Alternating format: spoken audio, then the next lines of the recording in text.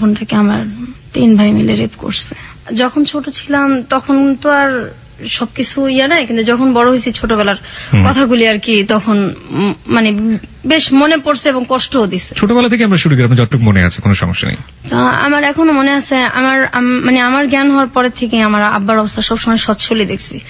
সচ্ছল মানে কি? সচ্ছল মানে আমাদের টাকা পয়সার কখনো কোনো অভাব ছিল না, নিজেদের বাড়িও ছিল, এখনো আছে, মানে দারিদ্রতা দেখি নাই কখনো। ঢাকা শহরে বাড়ি? হ্যাঁ, আমাদের 4টা বাড়ি ছিল। ঢাকা শহরে 4টা বাড়ি ছিল, এখন একটা আছে। আমার আব্বার আবার ওই যে মানে বিক্রি করার একটা ছিল আর কি। এই বাড়িগুলো উনি কি পৈতৃক সম্পত্তি হিসেবে পেয়েছিলেন নাকি নিজে থেকে করেছিলেন? নিজে এগুলি করছেন। আচ্ছা, নিজে পরিশ্রম দ্বারাই করছেন আর কি। ওই জায়গা জমির ব্যবসা করতো কয়েক বন্ধু মিলে, তারপর সেটা আবার চড়া দামে বিক্রি করতো ওনারা। প্রথমে অল্প দামে কিনতো, পরে আবার চড়া দামে বিক্রি করতো, এইভাবেই আর কি। আচ্ছা। তারপর আমরা 5 ভাই 3 বোন, আমি হচ্ছি 7 নাম্বার, আমার ছোট একটা বোন আছে।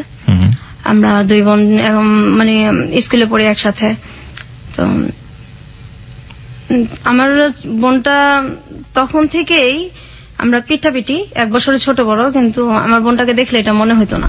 আমার বোনটাকে আর কি বেশ বড় মনে হতো। তো ওকে বড় মনে হওয়ার পেছনে কারণটা কি? মানে ও মানে মোটা হয়ে গেছিল অনেক ছোটবেলাতে। শরীরে কোনো সমস্যা ছিল? অন্য কোনো সমস্যা? ওর হরমোনের সমস্যা ছিল, এটা তো তখন আমরা বুঝতাম না।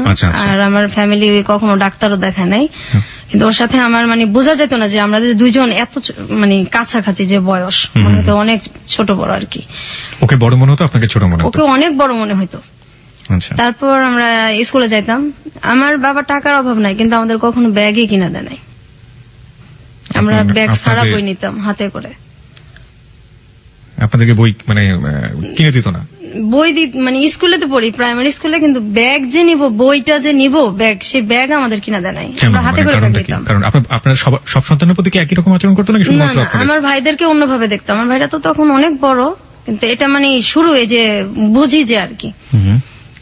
আর একসাথে খাওয়াইতে গেলে সবসময় আব্বা মা ছেলেদেরকে পাশে রেখে বসায় খাওয়াইতো। আমরা বসলে আমাদের 2 বোনকে উঠাই দিত। কেন? আপনারা কখনো জিজ্ঞেস করতেন না যে কেন? হ্যাঁ, জিজ্ঞেস করতাম। কি বলতো? কোনো কিছু বলতো না, যে হিংসা করো কেন আমার ছেলেদের সাথে, এটা বলতো মাঝে মাঝে। তারপরে দেখতাম আমরা। আপনার ভাইরা কোনো প্রতিবাদ করতো না যে না বসে থাকো? কখনোই না, এটা তো মানে বাবা মার মতোই ওনারা। তারপর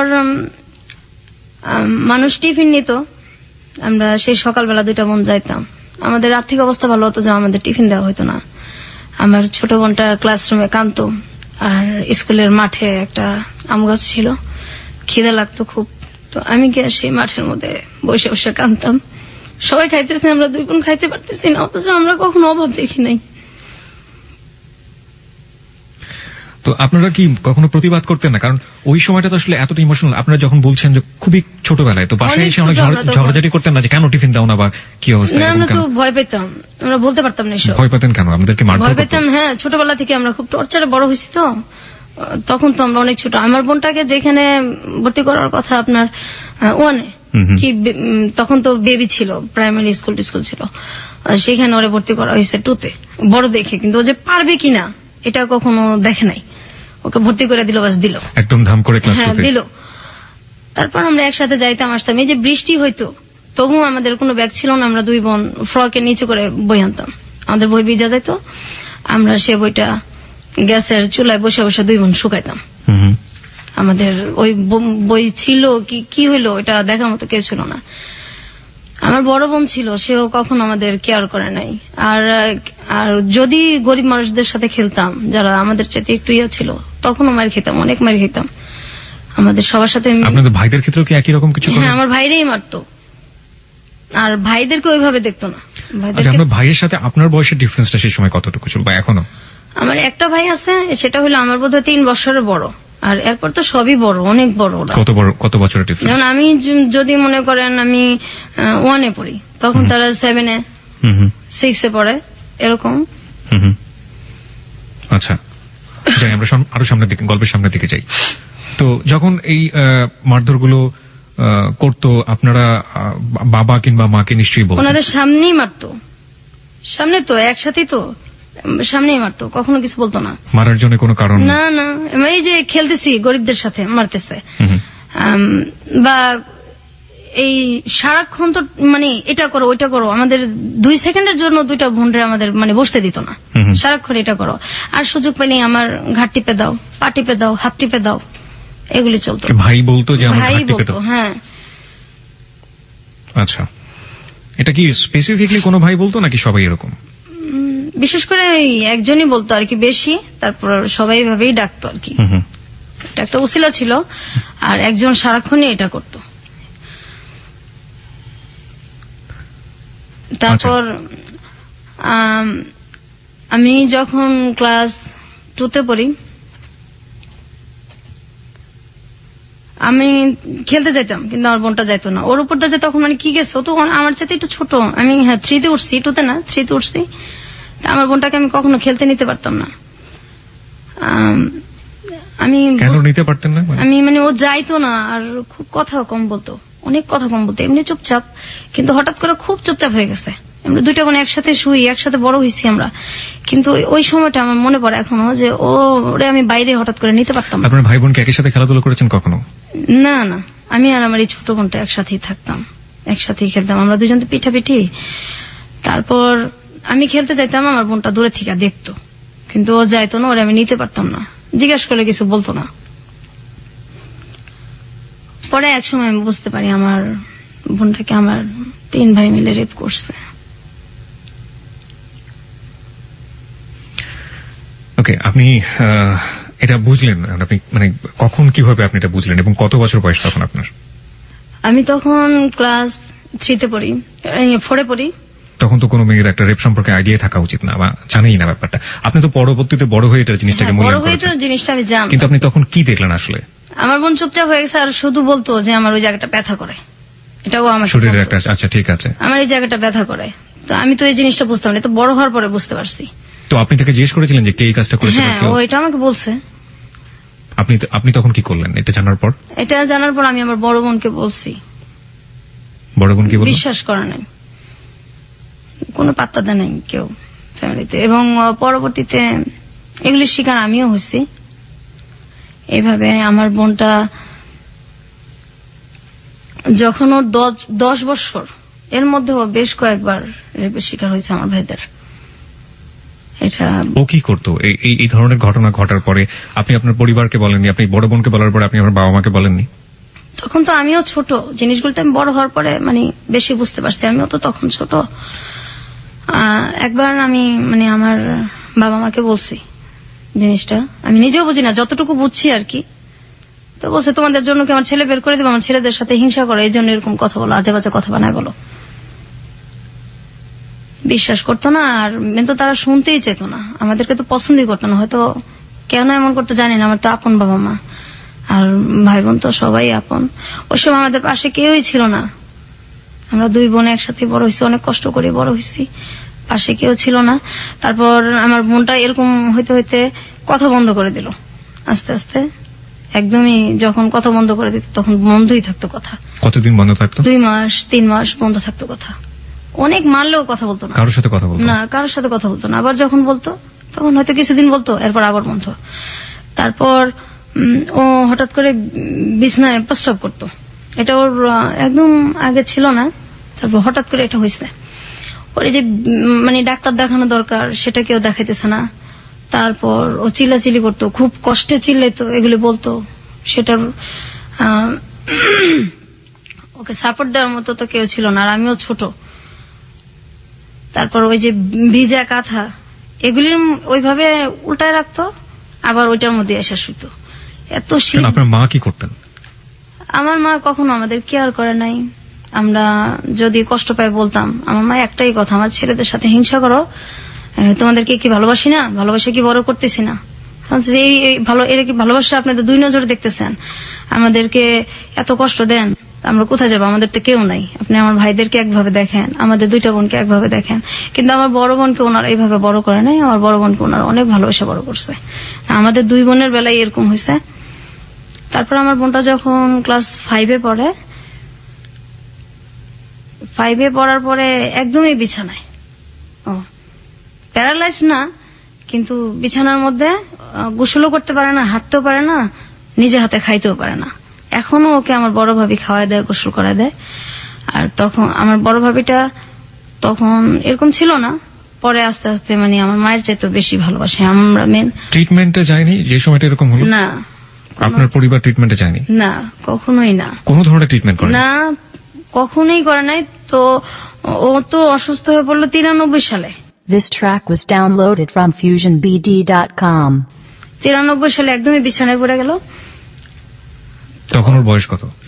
তখন ওর মনে হয় কত হবে, 93 ও ক্লাস 5 পড়ায়। আচ্ছা, বয়সটা ওটাই কি ওর শেষ পড়া ছিল? পরের পড়াশোনা করতে না, হয়? এরপর তো একদম বিছনায়। আচ্ছা, একদম নিজে খাইতে পারে না, নিজে গোসল করতে পারে না, বিছানা থেকে ওরে ধইরা উঠাইতে হয়। কিন্তু ওর ভিতরে তো এই কষ্টগুলির কারণে ও আর কি এরকম হয়ে গেছে। তার মধ্যে ওর প্রচন্ড মোটা হয়ে গেছে। তো একবার ডাক্তার দেখানো হয়েছে, ডাক্তার বলছে ওর কোন মানে ওর শরীরে হরমোন অনেক বেশি। আর যেটা হলো যে ওর খুব মাথা ব্যথা করতো। ওর যখন মানে কান্নাকাটি করতো তখন আমার বাবা মার কাছে আসতো না, কিন্তু আমাদের পাশের পাশের সব মানুষ চলে আসতো। এত রাত্রে এইভাবে কে কাঁদে, পাশের পাশের অনেক লোকজন চলে আসতো, কিন্তু আমার বাবা মা পাশের রুমে থাকতো, ওনারা কোনোদিন আসতো না, আইসা কখনো পাশে বসতো না। কোনো সময়ই আমাদেরকে মানে অসুখ হইলে আমার বাবা মা কখনোই কাছে আসেনি, কিন্তু আমার ভাইদের যদি অসুখ হইতো তারা পাশে যাইতো, ফল নিয়ে বসে বসে খাওয়াইতো।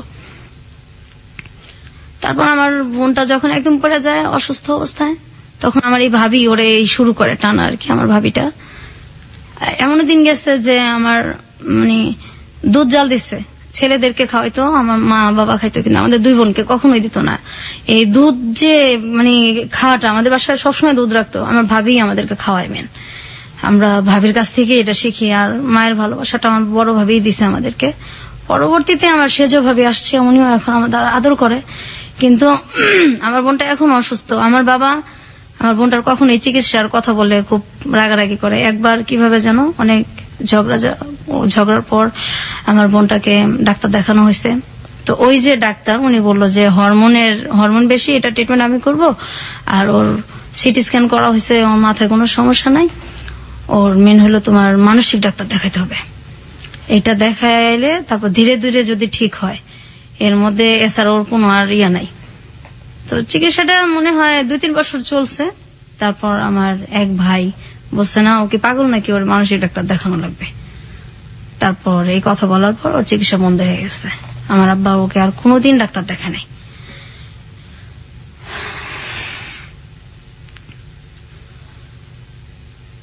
তারপর ও এখনো যদি মাথা ব্যথা করে, এখনো কথা বলে না, 2 মাস 3 মাস কথা বন্ধই থাকে। ওর বয়স কত এখন?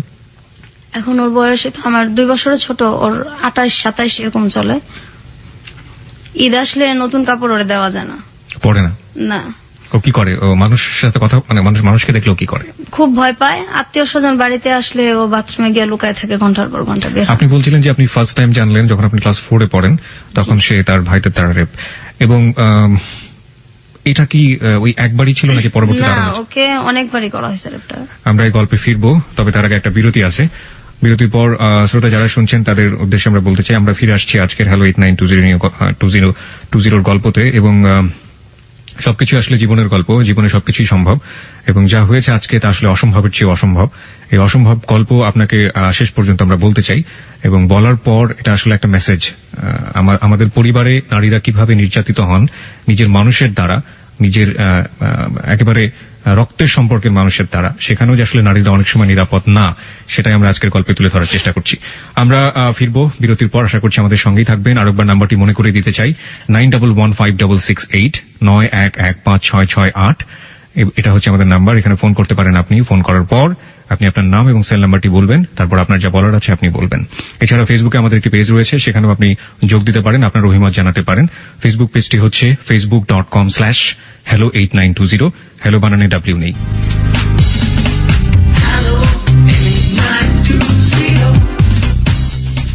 সংবাদের আগে আমরা ছোট করে আবারও ফিরেছি এবং একটু পরেই সংবাদ রয়েছে।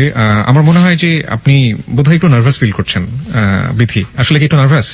শরীরটাও আপনার তেমন একটা ভালো না, আপনি বোধহয় একটু নার্ভাস ফিল করছেন। নার্ভাস ফিল করার আসলে কিছু নেই। আমরা মনে করি সবচাইতে জীবনে ঘটে যাওয়া ঘটনাগুলো, আপনি আজকে বয়স যদি আমি ভুল করে না থাকি, যেহেতু আপনার বোনের চেয়ে 2 বছরের বড়, 30-এর কাছাকাছি আপনার বয়স। 30 বছর ধরে আপনি যে কষ্টটা বয়ে চলেছেন এবং সেই কষ্টগুলো আজকে আপনি আমাদের এবিসি লাখো শ্রোতার কাছে ভাগাভাগি করতে এসেছেন, নিশ্চয়ই আপনার একটি উদ্দেশ্য আছে, সেটা আমরা অনুষ্ঠানের শেষের দিকে জানবো। এবং এই যে এত কষ্ট করে বুকের মধ্যে লালন করে চলেছেন, এবং এমন কষ্ট যেটা আসলে কার কাছে কি আপনি আপিল করবেন, কার বিরুদ্ধে আপনি আপিল করবেন? আপনার অনুভূতিগুলো কি ঠিক এরকম না যে ভাইয়েদের কাছ থেকে? আপনি আপনার বোনের কথা বলছিলেন, আপনার নিজের ক্ষেত্রেও কি এরকম ঘটেছে? অবশ্যই। একই বয়সে আপনার ক্ষেত্রে এরকম ঘটেছে? হ্যাঁ, আমার একই বয়স হয়েছে, আবার আমার পরেও হয়েছে, কিন্তু পরে ওর হয় নাই আর কি। তো আমি যখন 2তে পড়ি, তখন আমার ভাই একটা আমাকে ডাক দিয়ে বলতেছে যে এই ঘরে আসো, ওই এক গ্লাস পানি দিয়ে যাও। ছোটবেলা থেকেই খুব ভয় পেতাম। কোন ভাই আপনার? এটা আমার সেজো ভাই। একজনই? একজন আর কি। ডাক দিতেছে, আমি গেছি পানি নিতে। তারপর এটা তো আসলে তখন বুঝি নাই, বড় হয়ে বুঝতে পারছি। তখন ক্লাস 2তে পড়েন? 2তে পড়ি। তারপর আমি পানি দিতে যাওয়ার পর আমার ভাই আর কি দরজা আটকায় দেয়, জানলা আটকায় দেয়, আমার মুখ চাপা ধরে, এবং তার ধারে আমি রেপ হই আর কি। তো এটা আমি বাসায় জানাইছি, ওই সেম কথাই। কোনো ব্যবস্থা নেওয়া হতো না বাবা মার কাছ থেকে? এটা ছেলেদেরকে জিজ্ঞাসা করা হতো না, ওটা আমাদেরই ধমকানো হতো। আপনার ভাইয়ের বয়স তখন কত ছিল?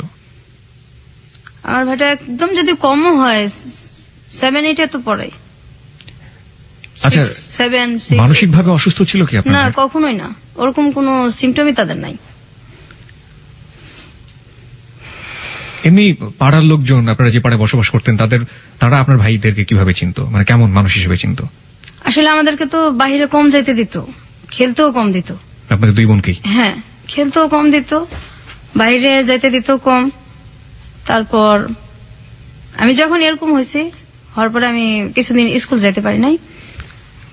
তো আমি খুব কান্নাকাটি করতেছি, মানে আমি কি বলবো, কাকে বলবো? তা আমি বাসাতে বলছি, এই কথা শুনছি, স্কুল যাইতে পারি নাই। এই যে যাই নাই, এর জন্য অনেক মারধর করা হয়েছে আমার। আমি স্কুল কেন যাই নাই? আমাদের যদি একটু খারাপ লাগতো, আমরা স্কুল বন্ধ দিতে পারতাম না। তারপর আমার বোন যদি পড়তে না চাইতো, যে একদিন খারাপ লাগতেছে, পড়তে পারতেছে না, ওরে মানে ফ্ল্যাটের ওই মাথা থেকে একদম এই মাথা পর্যন্ত আমাদের মানে পড়ার ঘরটা চুলের টাইনা তারপর হেঁচড়ে নিয়ে আসা হয়েছে। কে করতো এটা? এটা আমার মেজো ভাই করতো, এটা আমাদের স্যারের সামনেই করতো। আচ্ছা, আমরা গল্পের বাকিগুলো শুনতে চাই সংবাদের পর। রাত 12টার সংবাদের পর আমরা আসলে এই গল্পের শাখা প্রশাখা সবগুলোই জানার চেষ্টা করবো। আশা করছি আমাদের সঙ্গেই থাকবেন, সংবাদ পর্যন্ত অপেক্ষা করুন, তারপরে গল্পের মূল জায়গাগুলোতে আমরা যাব। হ্যালো 8920, আপনি শুনছেন এবিসি রেডিও FM 89.2। আশা করছি সাথেই থাকবেন।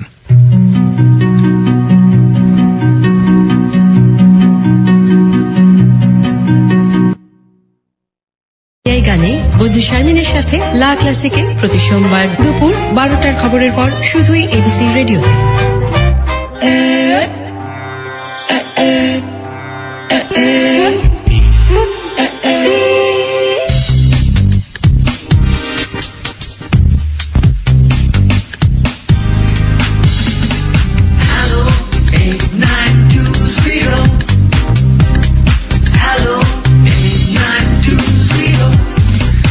আরো একবার স্বাগত হ্যালো 8920-তে। সংবাদের পর আমরা ফিরে এসেছি আমাদের অতিথি নিয়ে। আজকে আমাদের সঙ্গে আছেন বিথি, তার ছদ্মনাম বলবো আমরা আসলে গল্পের প্রয়োজনে ব্যবহার করছি, তিনি তার নিজের নামটাকে গোপন করেছেন।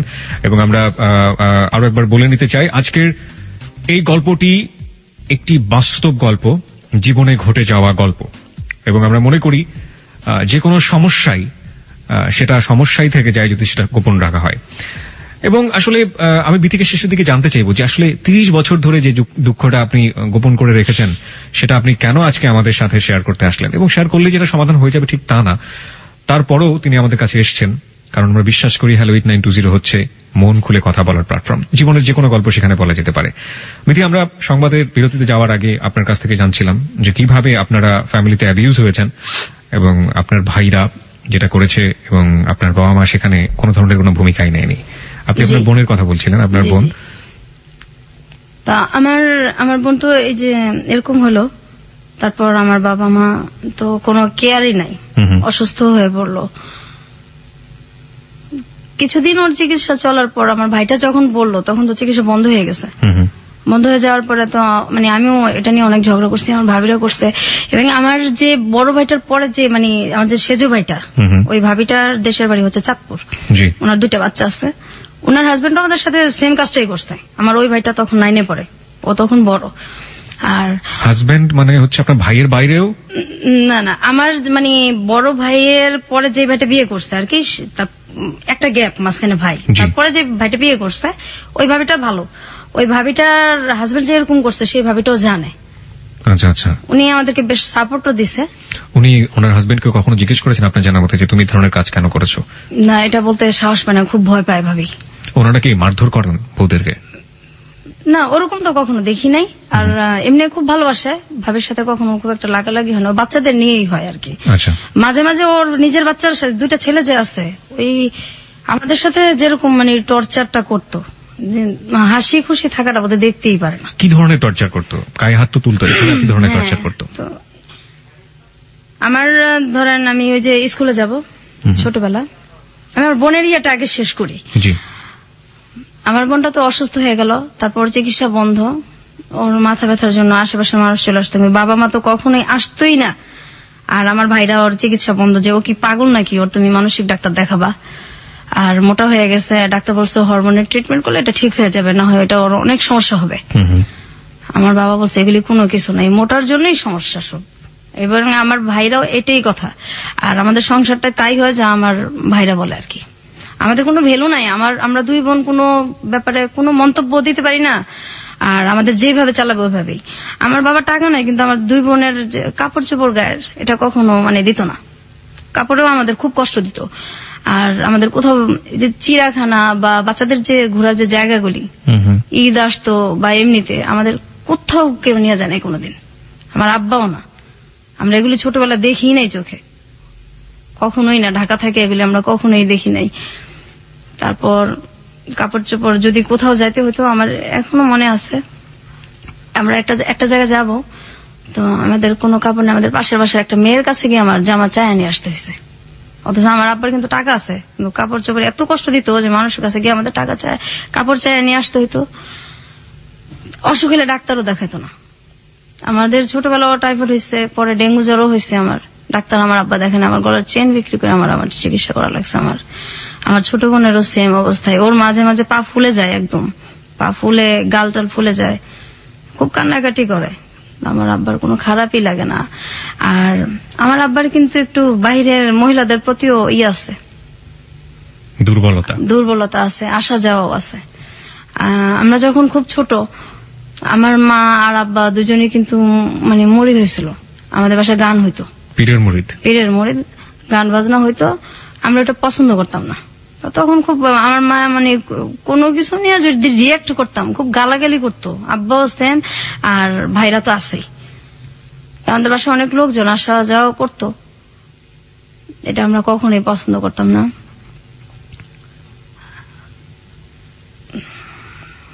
খুব বেশি ইমোশনাল হয়ে গেলে আপনি গল্পের সামনের দিকে যেতে পারবেন, এবং আমি যতদূর জানি যে আপনি শারীরিকভাবে অসুস্থ, সুতরাং আমার মনে হয় একটু কন্ট্রোল করে আপনাকে বলতে হবে।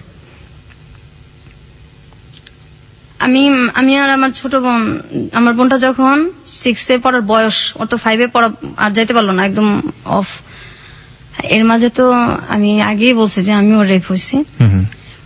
তারপর আমি যখন, আমার বোনটা অসুস্থ শুয়ে আছে, আমার মাকে আর কি একটা ছেলে ধর্মের মা ডাকে, তো উনি আমাদের বাসায় আসে অনেক রাত্রে। আমাদের বাড়িটা ছিল অর্ধেক দোতলা অর্ধেক একতলা। আমি আর আমার বোনটা যে রুমে শুইতাম, তার পাশে আমার আব্বা আম্মার রুম ছিল, তারপরে ছিল বাথরুমটা। তো ওই লোকটা রাত্রে মানে আসে আমাদের বাসায়, আসার পরে আমার আব্বা আর মা আমার ভাইদের সাথে ওরা শুইতে না দিয়ে, আমাদের কিন্তু জায়গা আছে, ড্রয়িং রুমও আছে, আমাদের রুমে পাঠাই দিছে আমাদের সাথে শোয়ার জন্য। তো আমি উঠে গিয়া বলছি যে আমাদের এত জায়গা আছে, উনি আমাদের সাথে কেন শুবে?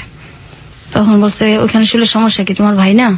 ভাই বলে কিছু না, ভাই শব্দ তো ঘৃণা করি ছোটবেলা থেকেই, ভাই নামটাই ঘৃণা করি আমরা, ভাই আবার কি, ভাই বলে কিছু নাই। তারপর ওই লোকরা আমাদের সাথে শোবে। পরে আমরা কি করবো, আমরা 2 বোন সারা রাত একসাথে না ঘুমায় বসে আছি, আর ওই লোকটা আমাদের বিছানার মধ্যে শুয়ে আছে।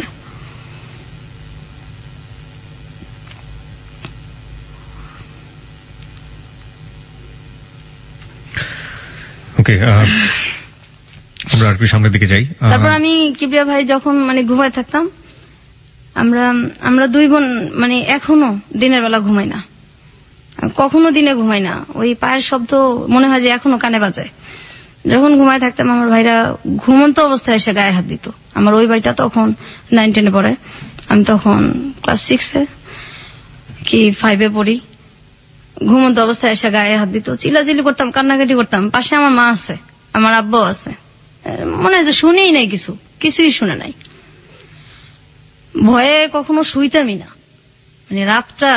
আর মাঝখানে আমাদের যে দরজাটা ছিল এটা মানে আটকানো যেত না, এটা আমার আব্বা কখনো ঠিক করে দিত না। তাহলে হয়তো আমরা ওই বয়সটা একটু সেফ থাকতে পারতাম আর কি। কখনো ঠিক করে দিত না, কিন্তু ছেলেদের যদি কোনো সমস্যা হতো সেটা সাথে সাথে ঠিক হয়ে যেত। এটা এখনো হয়, ছেলেদের সব সমস্যার সমাধান সাথে সাথেই করা লাগবে। আমাদের কোনো সমস্যার মানে কোনো সমস্যাই নেই তাদের কাছে।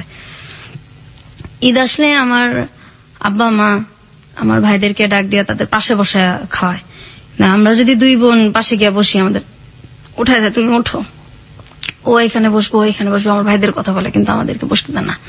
আমাদেরকে তখন কষ্ট হয় না।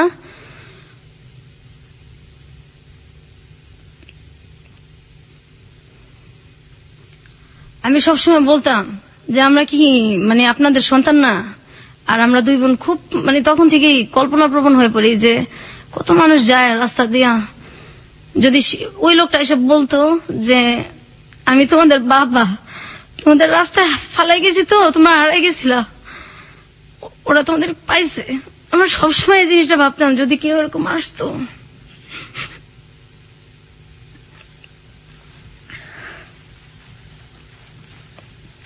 আমি যখন ক্লাস 5 পড়ি, আমি স্কুল থেকে আসলাম, আমার তখন রেজাল্ট বের হয়েছে।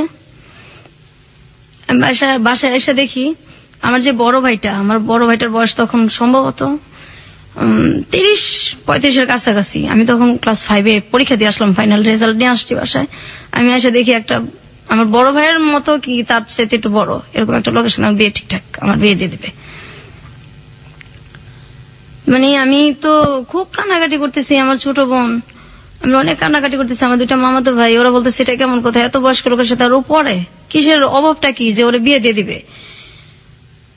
আমি আমার বাবার পায়ে ধরে কান্নাকাটি করছি, আমার বিয়ে দেন না, আমার পড়ান, আমি যখন বড় হব আমি আমার পড়ার খরচগুলি আপনারা আমি দিয়ে দিব, তো আমার বিয়ে দেন, আমি পড়তে চাই।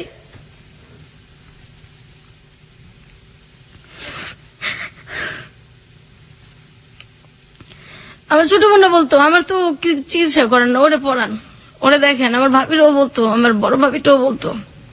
আমার আব্বা মা কারো কথা শুনতো না।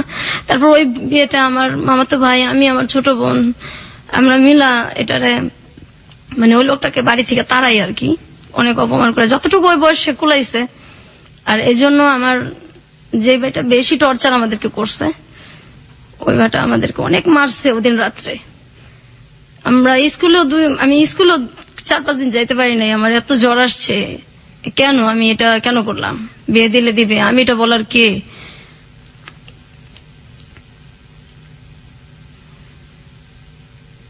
তারপর আমার ছোট বোনটার জন্য খুব খারাপ লাগতো, ওর কাপড় চোপড় তো কখনো পড়তে চেত না, আর তখন থেকে আত্মহত্যার খুব চেষ্টা করতো। আমি গাছ লাগানোর খুব শখ ছিল আমার, ওই এন্ডিল গ্রাম থেকে নিয়ে আসছি, ধান খেতে দেয়, সেটাও মুখে নিছি, মরে যাবো। এই আপনার বোন আত্মহত্যার চেষ্টা করেছে, এটা আপনি কিভাবে জানলেন? হ্যাঁ, একদিন ওই ইঁদুরের বিষ আনা হয়েছে আমাদের বাসায়, তো সেটা পাওয়া যাইতেছে না। তারপর ওর ড্রয়ারে গিয়ে আমরা ওইটা দেখছি, আর পরে দেখছি যে ও বিছনার মধ্যে একদম কেমন করতেছে, মানে খাওয়ার ও বেশ একটা চেষ্টাই করছে, খাইতে পারে না, ওইটা আমরা ফালাই দিছি। আরেকদিন ফ্যানের সাথে চেষ্টা করতেছে, দরজা আটকায় ওনা টোনা বাইন্ধে ফেলছে। তারপর দরজা জোরে আমার বড় ভাবি, ভাস্তি সবাই মিলে আর কি ভাঙ্গা হয়েছে। তারপর আত্মহত্যা করতে পারে না সেদিন, এখন ওই চেষ্টাটার মধ্যে আছে। ও কি এখন পুরোপুরি মানসিক রোগী? একদম মানসিক রোগী। ও মানুষ দেখলে ভয় পায়। কি করে মানুষ দেখলে? এই যে বাথরুমে ঢুকে যায়, তারপর এত গরম, এই গরমের মধ্যে কাঁথা মোড়া দিয়ে শুয়ে থাকে। এখনো গরমের মধ্যে কাঁথা মোড়া দিয়ে শুয়ে থাকবে, কার সাথে কথা বলবে না। ঈদ আসলে তো জামা সে পরবেই না, নতুন কাপড় সে পরবে না। তারপর ঘরের যে একটা আসবাবপত্র চেঞ্জ, এটা সে সহ্য করতে পারে না। আর ভাইদের সামনে যায় কখনো? কিসের? আপনার ভাইদের সামনে কখনো যায় বা ভাইরাও সে এক বাড়িতেই তো, সামনে পরেই আর কি। কোনো মানে উদ্ভট আচরণ করে? কথা হয় না, খুব একটা কথা হয় না, আর তো সহ্য করতে পারে না। আর মানে রিয়েক্ট তো এখন আর হয় না, করে কি করবে, কোথায় যাবে? আমি জোরে নিয়ে আসবো। আমার যে ছেলেটার সাথে এখন বিয়ে হয়েছে, ওটা তো আমি, আমার বোনকে তো আমি একসময় আনতেই পারবো, কিন্তু চিকিৎসা যে আমি করবো সেই অ্যাবিলিটিটা আমার এখন নাই। আপনার বাবার তো অনেক টাকা আছে, হ্যাঁ। তারা সে এখন পর্যন্ত চেষ্টা করছেন না না, treatment তারা করার জন্য? করবেও না। আমার আব্বা বলছে আমি যে কদিন বাচ্চা আছি এভাবেই চলুক, আমার চিকিৎসা আমি করতে পারবো না। আমার একটা ভাই আছে, হয়তো সে মাস্তানি টাস্তানি একসময় করছে।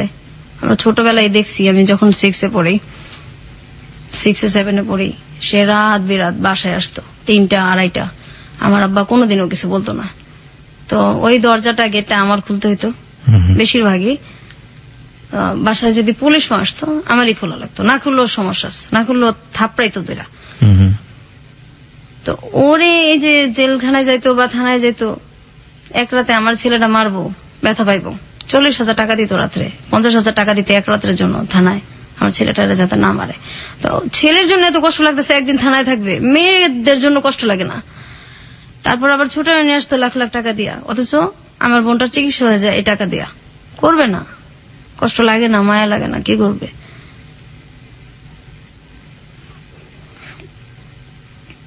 আমার মাও এরকমই ছিল, মা বাবা দুইজনই ছেলেদের প্রতি দুর্বল। আপনি সর্বশেষ এই দুর্ঘটনার শিকার হয়েছেন কত বছর আমি বয়সে? তখন ক্লাস 8-এ পড়ি।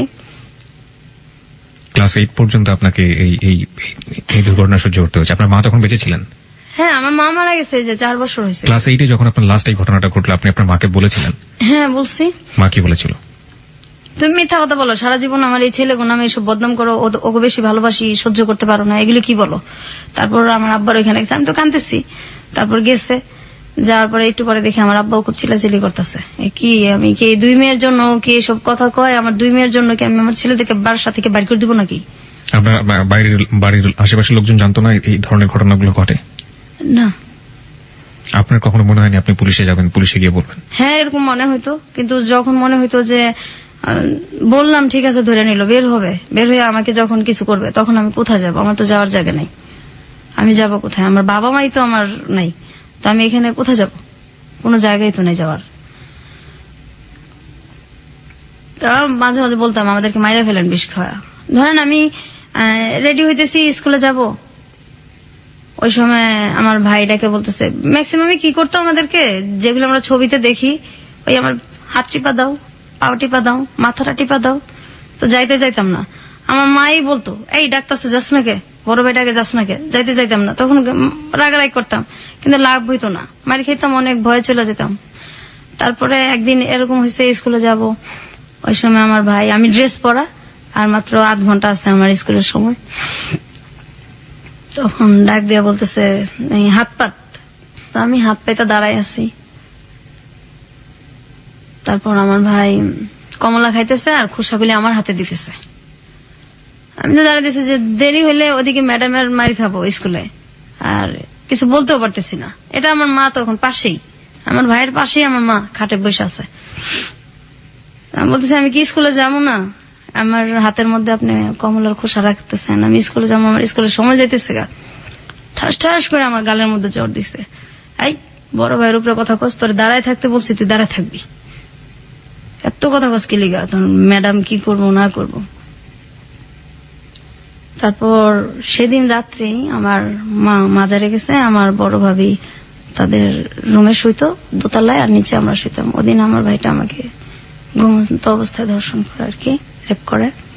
তো এটা পরের দিন জানানো হয়েছে, ওই একই অবস্থা, কোনো রিয়াকশন নাই। কোথায় যাব? আমাদের তো কোনো যাওয়ার জায়গা নাই, সহ্য করেই থাকতে হয়েছে, বাঁচতে হয়েছে।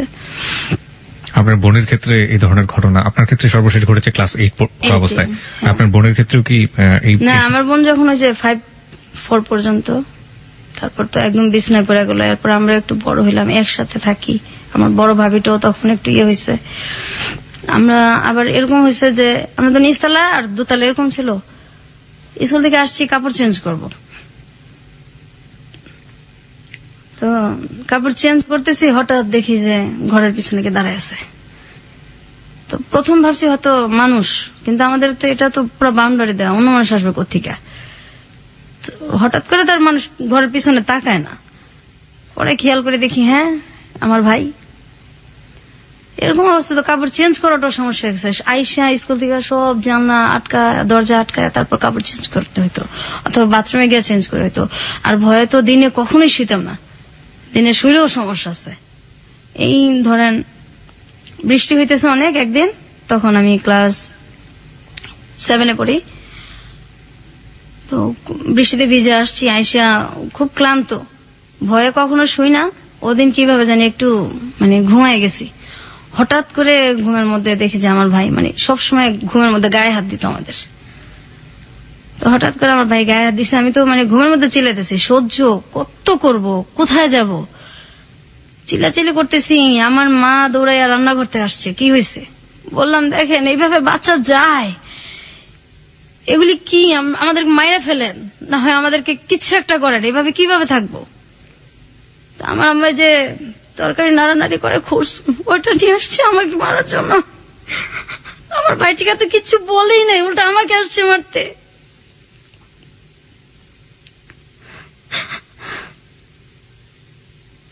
This track was downloaded from FusionBD.com.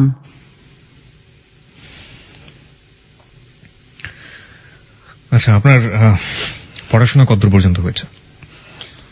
আমি ইন্টার্ন পরীক্ষা দিচ্ছি, এক সাবজেক্ট খারাপ করছি, পড়ার দেওয়া হয় নাই। আমি এ পর্যন্ত তো গেল, তারপর 9-এ উঠলাম। 9-এ ওঠার পরে আমার ওই সময় থেকে আমার আব্বা পড়ার খুব কষ্ট দিত, বই দিত না, বই দিলে খাতা দিত না। তারপর অনেকদিন ঘুরাইতো, ম্যাডাম স্যারদেরও মার খেতাম, হইতো না। আর স্যার আমি যখন ক্লাস 6-এ উঠছি তখন পর্যন্ত আমার স্যার, এরপর আর আমাদের স্যার রাখে নাই। যখন আমি 8-এ 9-এ উঠলে তো আর নিজে থেকে পড়া যায় না, অঙ্ক ইংলিশ এগুলি তো লাগেই। তো পড়া না পারলে মারি খেতাম, বাসায়ও মারি খেতাম, আর পড়া না পারলে স্যারদের কাছেও মারি খেতাম। তো যে আমার ক্লাসের যেসব মেয়েদের সাথে সম্পর্ক ছিল, ওদের ভাই ছিল, তো ভাই শব্দটাকেই ঘৃণা করি। যাদের ভাই ছিল ওদের বাসায় আমি কখনো যাইতাম না, আর যাদের দেখতাম ওর বাবা মা বেশি আদর করে ওইখানেও যাইতাম না, কখনোই যাইতাম না, ভালো লাগতো না যাইতে, সহ্য হইতো না। তারপর আমার তো স্যার নাই, আমি সবসময় মারি খেতাম। আমি ক্লাস 9-এ আমার অঙ্ক খারাপ হয়েছে, ওই মেয়েদের কাছ থেকে দেখে দেখে এইভাবে পরীক্ষা দিছি। অঙ্ক যখন খারাপ হয়েছে তখন আমি বাসায় আসছি, যে ম্যাডাম বলছে গার্জিয়ানদের সিগনেচার নিলে উঠাই দিবে, আমার অন্য সাবজেক্ট গুলি খুব ভালো, তা আমাকে উঠাবে না, গার্জিয়ান সিগনেচার না করলে ম্যাডামও তো উঠাই দিবে না দরখাস্ত। ম্যাডাম বলছে তুমি দরখাস্ত দাও, উঠাই দেবো। তো 5-6 দিন হয়ে গেছে, তারপর ম্যাডাম আমাকে বলতেছে যে সবাই ইয়ে হয়ে গেছে, ভর্তি হয়ে যেতেছে, তো তোমার তো সব মার্ক ভালো, শুধু এটার জন্য তুমি আনলো না তোমার গার্জিয়ানের সিগনেচার দিয়া দরখাস্তটা। পরে বলছি ম্যাডাম আমাকে তো আমার বাসা থেকে বলা হয়েছে যে আমাকে মানে ওঠাবে না, আমাকে এই ক্লাসে রাখবে। তখন ম্যাডাম বলছে কেন, তোমার সবগুলি ইয়া ভালো, আমি যেখানে ক্লাস টিচার হয়ে বলতেছি সেখানে তোমার গার্জিয়ান কি, তো দাও আমি সিগনেচার হয়ে তোমার গার্জিয়ান হয়ে আমি তোমাকে উঠাই দেবো।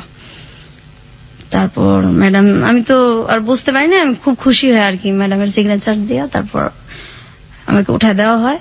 তো আমি পরের দিন এসে আমার আব্বাকে বলি আর কি যে আমার নতুন বইটি লাগবে, আমার উঠাই দিছে ম্যাডাম। এই কথাটা শোনার পর আমার যে বেটা বেশি টর্চার করছে আমাদের, ও এসে ঠাস ঠাস করে আমার গালের মধ্যে চড় দিছে, এত পণ্ডিত কেন, আমি উঠাবো না, ম্যাডাম তোরে বলবো কেন, আর ম্যাডাম বললে তুই উঠাবে কেন, তুই কস নাই আমার কথা। হ্যাঁ বলছি তো, আমি উঠবো না কেন, আমার তো সবগুলিতে রেজাল্ট ভালো। আমাকে কিবরিয়া ভাই এত মারছে, আমি মনে 10-12 দিন আমার জ্বর ছিল। আমার আব্বা কিচ্ছু বলে নাই, মাও কিচ্ছু বলে নাই, আর বলার তার কেউ নাই। তারপর তো স্কুলে গেছি আসছি, তো ওই এক সাবজেক্ট আমার সবসময় খারাপ হতো। আমি যখন পরীক্ষা দিব তখন 99 সাল, আমার সাথে সবাই পরীক্ষা দিতেছে, আমাকে দেওয়া হবে না পরীক্ষা, যে এটারে পরীক্ষা দেওয়া না, এটা 1 বছর ঠিকই রাখবো, এটা পরীক্ষা দেওয়া না। আমি অনেক কান্নাকাটি করছি, পরীক্ষা দেওয়া না। তখন 2000 সালে আমার যেটা বড়, ও বলতেছে না পরীক্ষা না দেওয়ালে কিভাবে হইব, সবাই দিতেছে। ও বলতেছে যে এখন তো সময় নাই, ওটা মানে রেজিস্ট্রেশন হয়ে গেছে। তো ও আমার দেখেন যেভাবেই হোক আমি পরীক্ষা দিব, আমি পড়বো। তারপর আমার তো ম্যাট্রিকের সব বই আছে, আমি পড়তেছি। হঠাৎ করে যখন ওই রেজিস্ট্রেশন মানে আমার করতে হবে, তখন আমি গেছি। যার পর আমি গিয়া দেখি যে এটা একটা মাদ্রাসা। কারণ আমি তো আরবি কিছু পারি না। তা আমি বলছি আপনি ঠিক করলেন এসএসসি আর এখানে তো দেখি আমি মাদ্রাসা, এখন আমি কিভাবে পরীক্ষা দিব? না এইভাবেই দিতে হবে। আমি এইভাবে কিভাবে দিব? আমি তো ফেলই করব, আমি এগুলি কিছুই পারি না, আমি কিভাবে দিব? তারপরেও আমি যে যদি না দেই আমাকে তো আর দেওয়া হবে না, আমি সাহস করে আমি পরীক্ষা দিছি। তো কিভাবে দিছি, আমি যেখান থেকে পরীক্ষা দিছি মুন্সিগঞ্জ থেকে, ওইখানে আমি আর্থিক অবস্থা দেখছি যে সবকিছু যারা আসছে এদের মধ্যে আমার মানে মোটামুটি আমি সচ্ছল আর কি সবচেয়ে। তো সবার এরকম অবস্থা ছিল যে আমি সবচেয়ে গরিব, কারণ আমার আব্বা তো কাপড় চোপড় দিত না আমাদের। তা আমার 2-3টা জামা নিয়ে গেছিলাম আর 1 জোড়া শুধু জুতা নিয়ে গেছিলাম। তো সেই জুতাটা ছিঁড়া যায় আর এটা আমি ঠিক করতে পারি না। তা আমার একটা ভাই একদিন যেটা আমাকে পরীক্ষাটা দেওয়াইলো, ওরা আমি বলছি আপনার কাছে টাকা আছে, আমার একজন স্যান্ডেল কিনা দেন, তুমি পরীক্ষা দেওয়ার সমস্যা হবে। তখন আমার 3টা পরীক্ষা হয়েছে। আচ্ছা না এইভাবেই দিতে হবে, সিরাটা পরে পরে ল্যাংড়া ল্যাংড়া যাবি পরীক্ষা দিতে, টাকা দিতে পারবো না। আব্বা আমার কাছে টাকা দিছে, এগুলি আমার, এগুলি তোর স্যান্ডেল কিনা দেওয়ার জন্য দেয় নাই। এখন কি করবো, আমার তো স্যান্ডেল নাই। আমি স্যান্ডেল রাইখা আমি খালি পেয়ে গেছি পরীক্ষা দিতে। ম্যাজিস্ট্রেট আমাকে বলতেছে যে তুমি খালি পেয়ে আসছো কেন, যে ফকির সেও তো স্যান্ডেল পরে আসে, পরীক্ষা দিতে আসছো, ভদ্রতা জানো না? পরে বলছি স্যার আমি তো মানে আমার স্যান্ডেল তো ছিঁড়ে গেছে, এর জন্য তো আমি স্যান্ডেল পরে আসতে পারিনি। ওই পরীক্ষাটা আমি দিছি, পরের দিনও আমি সেম ভাবেই গেছি। তখন ম্যাজিস্ট্রেট আমার সাথে খুব খারাপ ব্যবহার করছে, যে এটা কি তুমি স্যান্ডেল পরে আসবা না, পরীক্ষা দিতে আসছো, এটা কোনো কথা হইলো? আমি খুব কান্নাকাটি করছি। তারপর আমি অন্য মানুষের কাছে চাইয়া, তারপর মানুষের কাছ থেকে স্যান্ডেল চাইয়া নিয়ে আমি পরীক্ষা দিছি। আমার ওইখানে জামার অনেক কষ্ট করছি আমি, আমার বাসা থেকে কেউ যায় নাই, আর আমি একা অজানা অচেনা একটা গ্রামে, আমি একদম একা, কাউরে আমি চিনি না, শুধু পরীক্ষা দিয়ে যে বাসাটা থাকা এদের সাথে পরিচয় যে হয়েছে, আর কাউরে চিনি না, কিছু চিনি না আমি। তো আমার বাসা থেকে কেউ যায় না বিধায় গার্জিয়ান না গেলে তো কোথাও কারো ভ্যালুই থাকে না। 7 দিন একাধারে শুধু ডাল দিয়ে ভাত খাওয়াইছে, আমার অনেক কষ্ট হয়েছে। আমার গার্জিয়ান নাই দেখে ওরা যেখানে জুতা রাখতো তার পাশে আমার শুইতে দিছে, আমি সেইখানে শুয়েছি, তবু আমি পরীক্ষা দেব। ওদের জুতার সাইডে আমি শুয়েছি, আর ওরা সবাই ঘাটে শুয়েছে। অন্য যেসব মেয়েদের গার্জিয়ান যেত ওদেরকে ভালো জায়গায় থাকতে দিচ্ছে, শুইতে দিচ্ছে। আমার গার্জিয়ান জানে আমার ভ্যালু নাই, আমার ওইখানে কেউ আমার দেখতে যায় নাই, কখনোই যায় নাই। ওদের স্যান্ডেলের জায়গায় আমি শুয়ে শুয়ে পরীক্ষা দিছি আর কাঁদছি। তারপর আমি পাশ করছি। আমি বলছি আব্বা আমি কিন্তু পড়বো, আমার আপনি কষ্ট করে পড়াবেন, আমি পড়বো। বলছে ঠিক আছে পড়ো। আমি খুব খুশি, কিন্তু আমার কলেজে ভর্তি করে না, কলেজে ভর্তি হওয়ার টাকাও দেয় না। আমি অনেক কষ্ট করে সব জায়গায় ভর্তির ডেট শেষ, অনেক কান্নাকাটি করে আমার আব্বুর কাছে, অনেক পায়ে ধইরা তারপর আমি ভর্তি হয়েছি। ভর্তি হওয়ার পর এখন আমার বই কিনা দেয় না, বই ছাড়া কিভাবে পড়বো?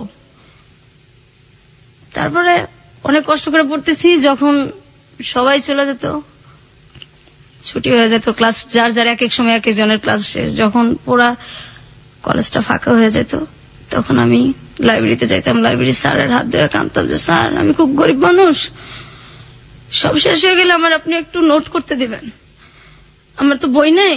আমার তখন মাত্র 6টা বই ছিল। স্যার বাকি বইগুলো আমি প্রত্যেকদিন এসে নোট করে করে নিয়ে যাব, আমার আপনি একটু সময় দিবেন। স্যার বলছে ঠিক আছে তুমি নোট করে নিয়ে যাও। সবাই চলে যেত, তারপর আমি সন্ধ্যার সময় বাসায় আসতাম, এই নোট করে করে আমি পরীক্ষা দিছি। আমি একটা সাবজেক্ট খারাপ করছি, আমি অনেক কান্নাকাটি করছি, পরে আমার আর পরীক্ষাই দেওয়া নেই আমার আব্বা।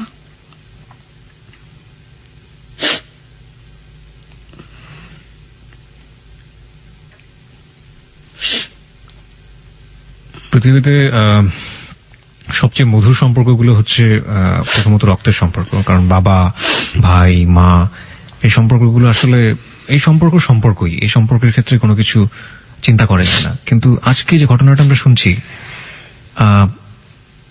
জীবন আসলে কখনো কখনো বোধহয় কোনো কোনো জায়গায় কোনো কিছুই, কোনো নিয়মকেই ক্ষমা করে না। আসলে এই ঘটনাটা আসলে সেরকমই একটা ঘটনা। আমরা কি আরো একটু সামনের দিকে যেতে চাই? আপনি যদি একটু নিজেকে সামনে রাখেন প্লিজ। প্রত্যেকটা মানুষের জীবনেই প্রেম ভালোবাসা আসে, আপনার জীবনেও কি এরকম কখনো এসেছিল? হ্যাঁ, আসছে। আমি আরেকটু কথা বলে নেই। জি। আমি কিন্তু এই যে বড় হয়েছি, কোথাও বেড়াইতে যেতে পারতাম না। আমার ভাইরা বেড়াতে যেতে দিত না, পিকনিকে যেতে দিত না, আমার আব্বাও এটার কোনো কিছু করতো না। কখনো বেড়াতে যেতে পারতাম না, কোথাও দাওয়াত হলে যেতে পারতাম না। আর প্রেম, আমি যখন ইন্টারমিডিয়েট দিব, তার কিছু আগে দিয়ে আর কি, আমার মানে প্রতিবেশী এক ছেলের সাথে আমার সম্পর্ক হয়। ওই প্রপোজাল দেয়, সম্পর্ক হয়। হওয়ার পরে আমি মানে শুধু ঠিক করতেছি যে আমি ওকে আমার ফ্যামিলি সম্পর্কে বলবো। জি।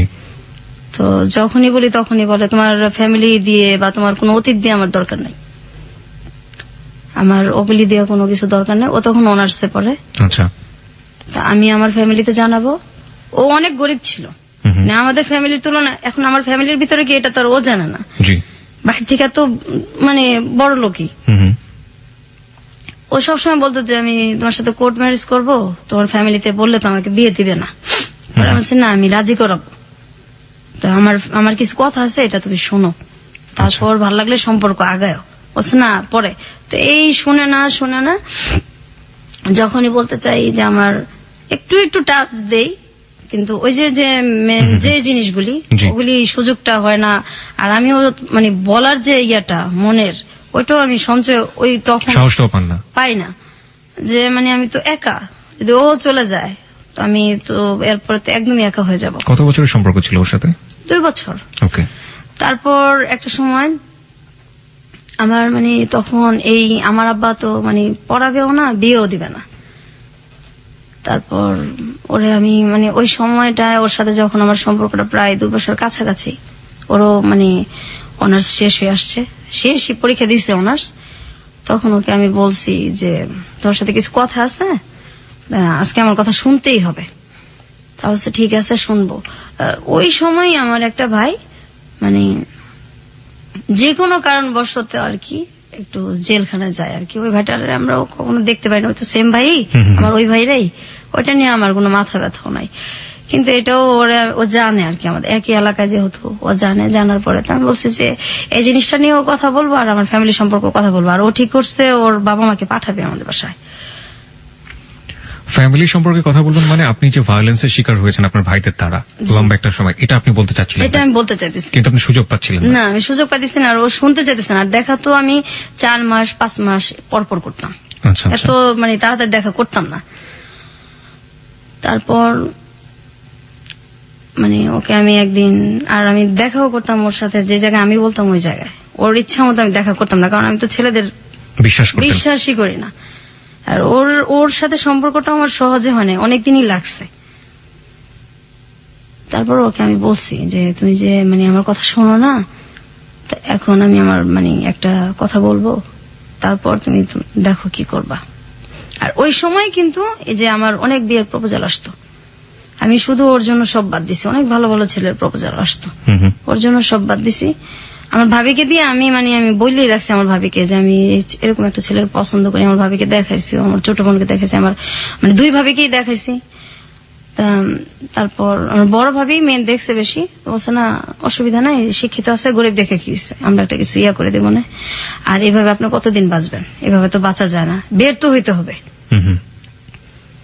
তারপর মানে ওকে আমি বলছি, বলার পরে ও হঠাৎ করে আমাকে বলতেছে যে বলছেন মানে কি আপনি আমার যে লাইফে যে আমার ভাইদের দ্বারা যে আমরা নির্যাতিত হয়েছে আর কি, এই জিনিসটাই মেন আমার বলার। নির্যাতিত শব্দটা আসলে এখানে যায় না, এর চেয়ে বড় কিছু বলা উচিত।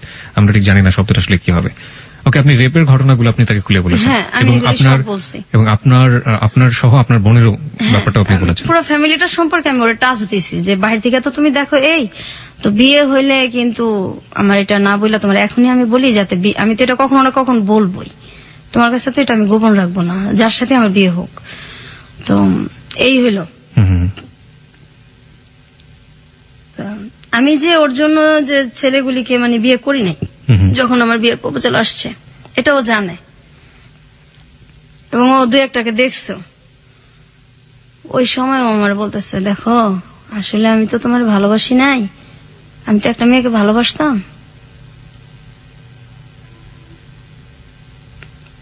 ওই মেয়েটাকে ভুলার জন্য আমি তোমার সাথে সম্পর্ক করছি। এই ঘটনাগুলো জানার পর জানার সাথে সাথে ও আমার এই কথাটা বলছে। আমার তো পায়ের নিচের মাটি তখন নাই। তারপর আমি অনেকটা অ্যাবনর্মালের মতো হয়ে গেছিলাম। 20 দিন 15 দিন পরপর মাথা আঁচড়াতাম, একদম একা হয়ে গেছি।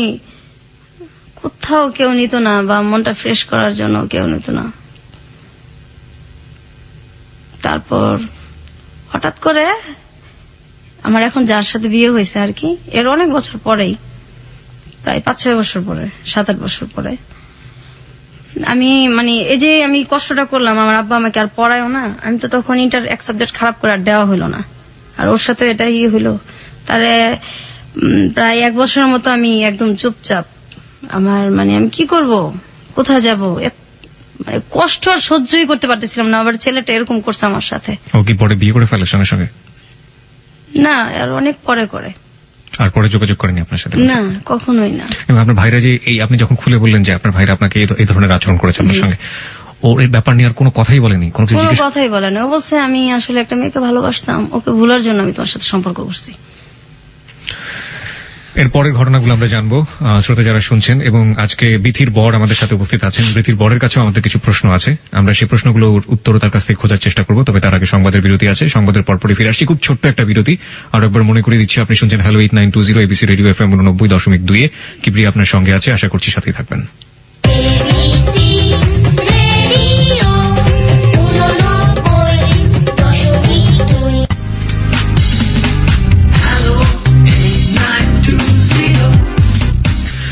হ্যালো 8920 তে আরো একবার স্বাগত। 1:04 হচ্ছে সময়। কিবরিয়া আপনার সঙ্গে আছে, আর আপনি শুনছেন আপনার প্রিয় স্টেশন এবিসি রেডিও FM 89.2। এই হ্যালো 8920 হচ্ছে আপনার গল্প বলার প্ল্যাটফর্ম, আমরা বলি এটাকে। এবং আপনি আপনার জীবনের গল্প এখানে বলতে পারেন। এখানে আমরা কোনো কাকতালীয় অধিভৌতিক কোনো গল্প বলি না, এবং আপনি আপনার জীবনে যেটা ঘটে গেছে সেই গল্পগুলো এখানে বলবেন। এবং সেই গল্প থেকে যারা আমাদেরকে শুনছেন, লাখো লাখো শ্রোতা, তারা বিভিন্ন শিক্ষা নিয়ে থাকেন। আজকের গল্প থেকে আমরা কি শিক্ষা নেব? প্রত্যেকটা মানুষেরই আসলে এখানে ব্যক্তিগত একদমই আপেক্ষিক একটা ব্যাপার যে আসলে কি শিক্ষা নেব। তো আমি একটা শিক্ষা ব্যক্তিগতভাবে নিয়েছি এবং নিব, সেটা অনুষ্ঠানের শেষের দিকে বলবো। আর একইভাবে বিথি আজকে আমাদের সাথে আছেন। ছদ্মনাম বলছি, তার আসল নামটা বলা সম্ভব হচ্ছে না আমাদের পক্ষে, এবং আসল জায়গাটাও বলা সম্ভব হচ্ছে না।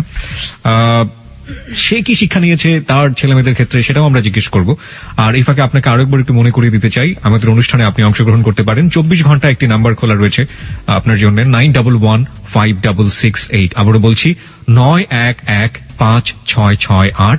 এই নম্বরে ফোন করে আপনি আপনার নাম এবং আপনি আপনার সেল নাম্বারটি ধীরে স্পষ্ট করে দিয়ে আপনি যা বলতে চান বলবেন। যে কোনো ধরনের প্রতিক্রিয়া হতে পারে, যে কোনো ধরনের কথা হতে পারে, কিংবা আপনি যদি এখানে অতিথি হয়ে আসতে চান, কি গল্প বলতে চান আপনার জীবনে সেটা বলতে পারেন, এবং আপনার সাথে আমরা যোগাযোগ করবো। হতে পারে আগামী সপ্তাহে আপনি এখানে আমাদের অতিথি হয়ে আসবেন। এছাড়া ফেসবুকে আমাদের অতিথিদের সাথে যোগাযোগ করতে, অতিথিদের যে কোনো ধরনের সাহায্য করতে, অতিথি প্রোগ্রাম সম্পর্কে অনুভূতি জানাতে, যে কোনো মন্তব্য করতে, আপনি ফেসবুকে একটি পেজ রয়েছে হ্যালো 8920, সেটাতে আপনি যোগ দিতে পারেন। আপনাকে যেভাবে খোঁজ করতে হবে, RJ Kibria, RJ space KEBRIA, not KIB, ঠিক আছে? আরজে স্পেস KEBRIA, ওখানে আপনি জয়েন করতে পারেন এবং আপনার যা প্রতিক্রিয়া আছে আপনি সেটা জানাতে পারেন। এখন পর্যন্ত আমরা যেসব প্রতিক্রিয়া পেয়েছি, মানে হঠাৎ করে যদি বলা হয় যে পৃথিবীটা ধ্বংস হয়ে গিয়েছে, এবং তারপরও মানুষ অবাক হবে না, এত বেশি অবাক হচ্ছে। এবং আমিও ঠিক এতটাই অবাক হয়েছিলাম যখন আমি বিথিকে ফোন করেছিলাম, বলেছিলাম যে আপনি আসলে কি বলতে চেয়েছিলেন, আপনি একটু বলেন। আমি স্পিচলেস, যেটাকে বলে, আসলে বাকরুদ্ধ হয়ে গিয়েছিলাম। আমরা ঘটনার এখনো শেষের দিকে না, আমরা একটু সামনের দিকে এগোতে চাই। বিথি, সেই ছেলেটা তো আপনার জীবন থেকে চলে গেল, তার 4-5 বছর পরে আপনি বিয়ে করলেন। জি। যাকে বিয়ে করলেন সে আমাদের সাথে রয়েছে এই মুহূর্তে, আপনার বর। এটাও কি আপনার লাভ ম্যারেজ ছিল? না, এই বিয়েটা হলো কিভাবে? বিয়েটা হলো যে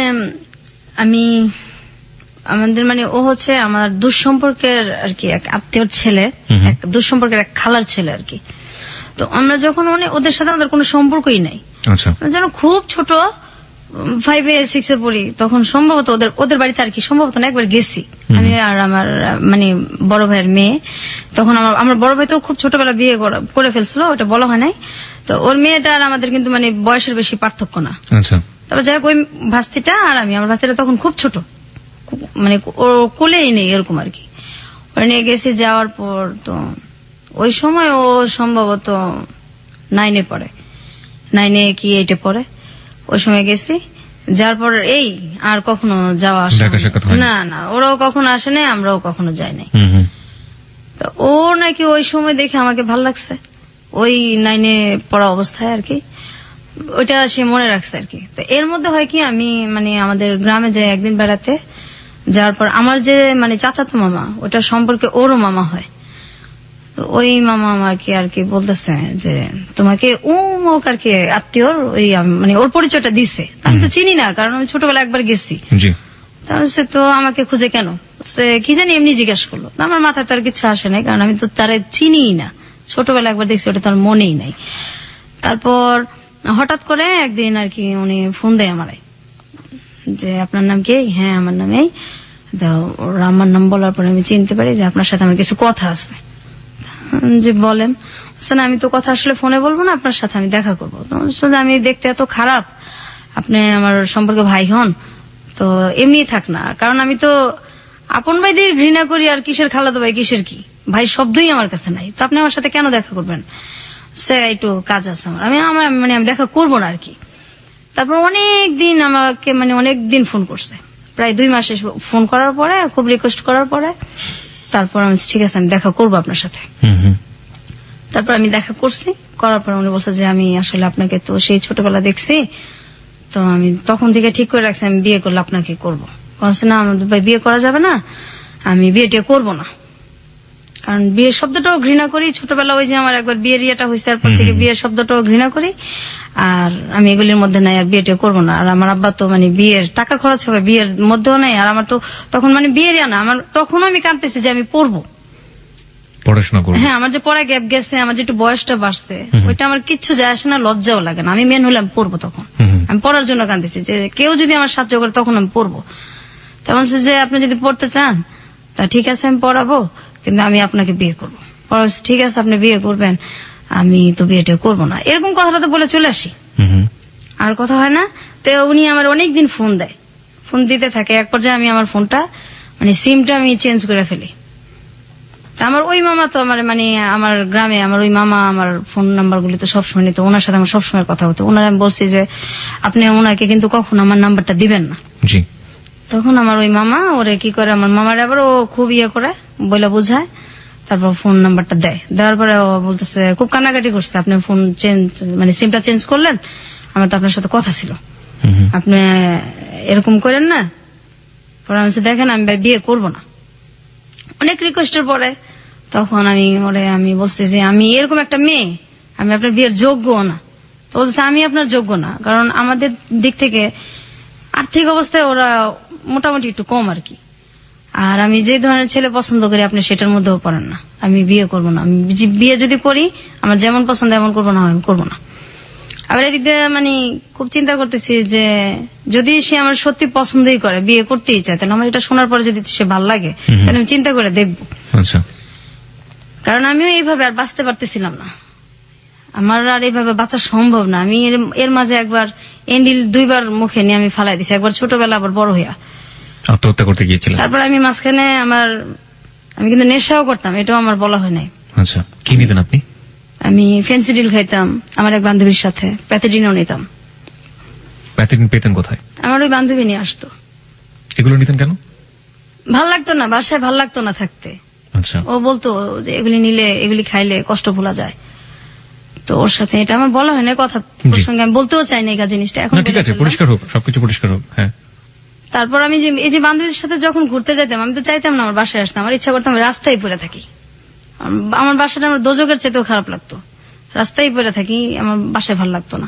তো এই জিনিসগুলি আমি ওনার সব বলছি ফোনেই, এবং আপনি এই যে রেপের কাহিনী সব বলছি ওনাকে। আমি আমার কিচ্ছু বাকি রাখি আর কি, আমার ফ্যামিলির, আমার যে একটা প্রেম করছি, সব বলছি। বলার পরে উনি হাসছে, বিশ্বাস করে নাই।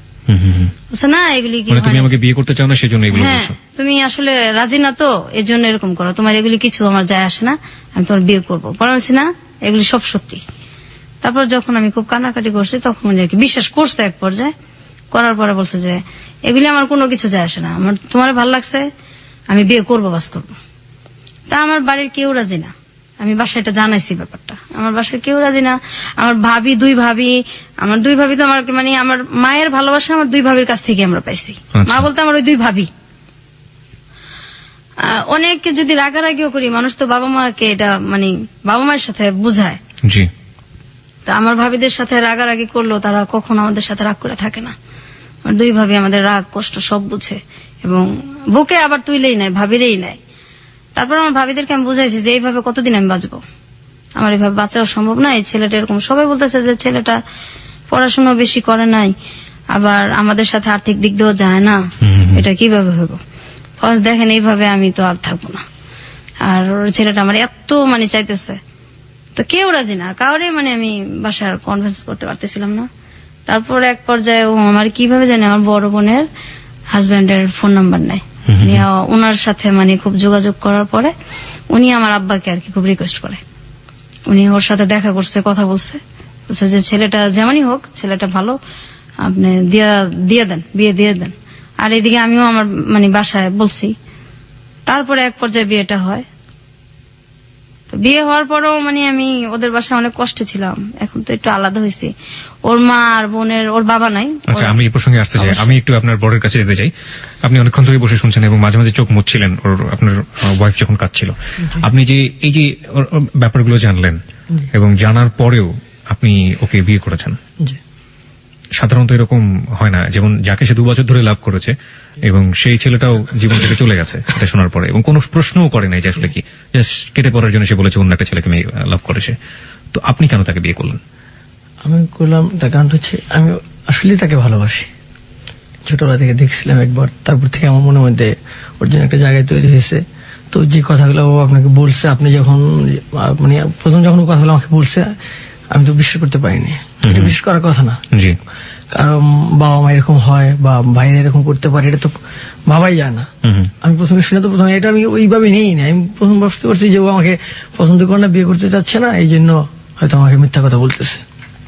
যখন এক পর্যায়ে খুব কান্নাকাটি করলো, সত্যি কথাগুলো মানে বুঝাইতে পারলো, তখন আমি তো মানে নিজেই হতভম্ব হয়ে গেছি, এটা কি করে হয়, আপন ভাই এগুলি। তো আমি পরে বললাম যে দেখো ভাই, ওইটা একটা অ্যাক্সিডেন্ট বা একটা দুঃস্বপ্ন মনে করতে পারো তুমি, ওইটা নিয়ে আমার কোনো মাথা ব্যথা নেই, কারণ এখানে তোমার কোনো দোষ ছিল না, তুমি পরিস্থিতি শিকার, ওইটা আমার কিছু আসে না, আমি তোমাকে ভালোবাসি, যে কোনো কিছু বিনিময়ে তোমাকে চাই। ভাইদের মুখোমুখি যখন আপনি হন, আপনার ফিলিংসটা কি হয়? সে তো আপনাকে বলে বোঝাতে পারবো না, যদি আল্লাহ তাআলা আমাকে ক্ষমতা দিত, এই বিচার মনে আমি নিজে হাতেই করতাম। আচ্ছা বিধি, আপনার কাছে একটু আসি। আপনি এখন আপনার সেই বাপের বাড়িতেই আছেন এবং আপনি নিচতলায় থাকেন সম্ভবত, রাইট? হ্যাঁ, এটা আমি এই যে কয়েক মাস আগে আসছি, আমি তো অসুস্থ। কেন আসছেন? আসছি আমি খুব অসুস্থ থাকি, আমার মানে ওই যে আমার শরীরের যে থাইরয়েড এটা সম্পূর্ণ শুকিয়ে গেছে, টেনশনে আমার ডায়াবেটিস হয়েছে, আবার হাই প্রেশার হয়েছে, এত অল্প বয়সে, সব টেনশনের কারণেই হয়েছে। তো মাঝে মাঝে এত অসুস্থ হয়ে পড়ি যে আমি মানে রান্না বান্নাও করতে পারি না, এরকম অবস্থা হয়। তো কাছে থাকলে আমার 2টা ভাবি আছে, ওনারা খুব ভালোবাসে, ওনারা আমাকে দেখে। আপনারা যে বাসাতে থাকেন সেখানে কি আপনাদেরকে ফুল ফ্যাসিলিটি মানে যে সুযোগ সুবিধাগুলো দেওয়া হয়, মানে আপনার শ্বশুর কি দেয় সুযোগ সুবিধাগুলো? না না, না, না। সুবিধাগুলি কোনো সুযোগ আমার নেই? ভাইদেরকে যেভাবে দেখতো আগে থেকে ওইভাবেই দেখে।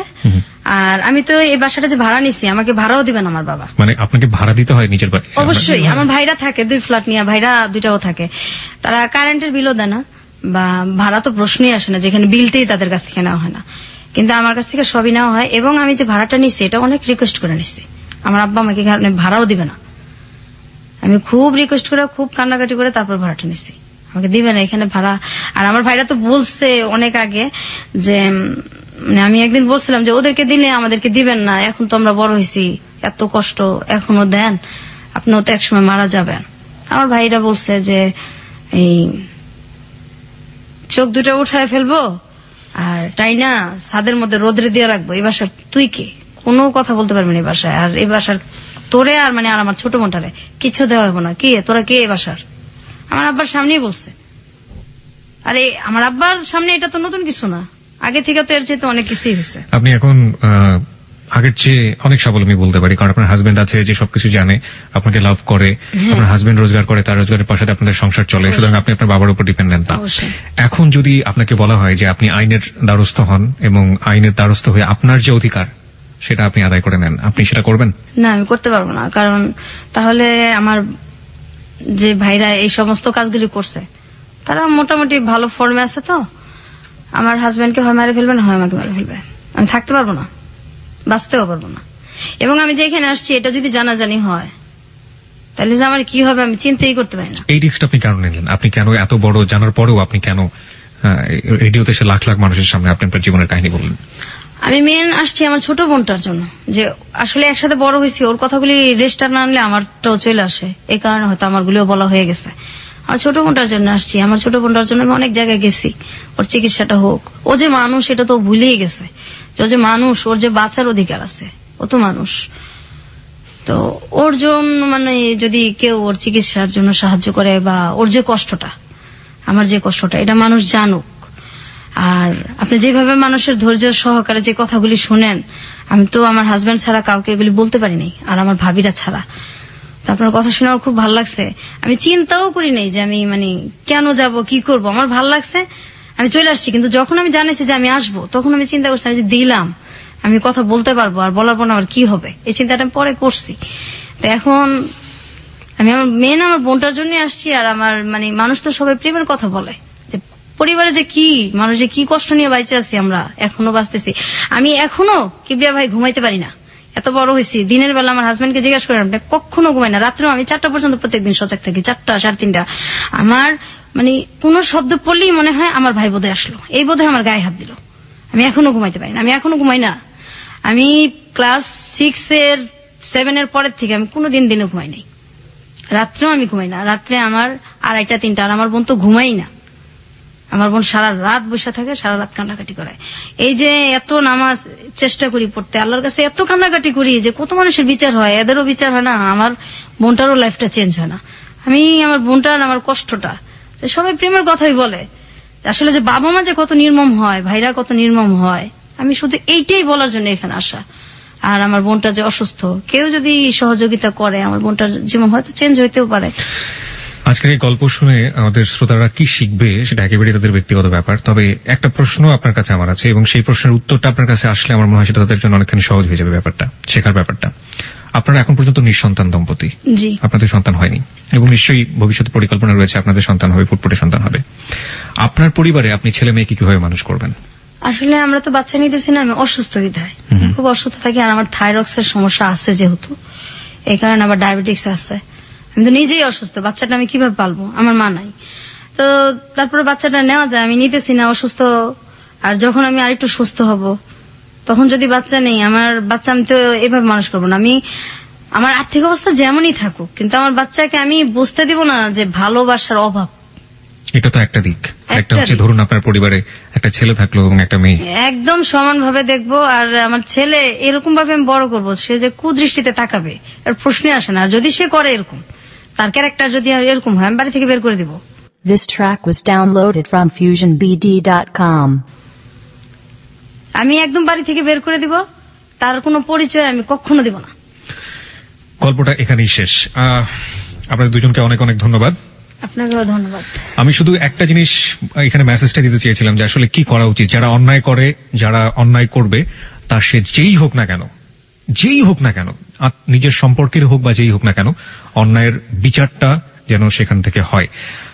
আমার মনে হয় লাস্টে বিথি যে কথাটা বলেছে সেটাই আসলে হওয়া উচিত ছিল, এবং হলে হয়তো এই ধরনের ঘটনার জন্ম হতো না। বিথি তার পরিবার থেকে বাইরে এসে বিভিন্ন জনের সাথে মিশেছে, এবং যে কারণে সে আজকে স্বাভাবিকভাবে এখানে এসে গল্পগুলো বলতে পেরেছে।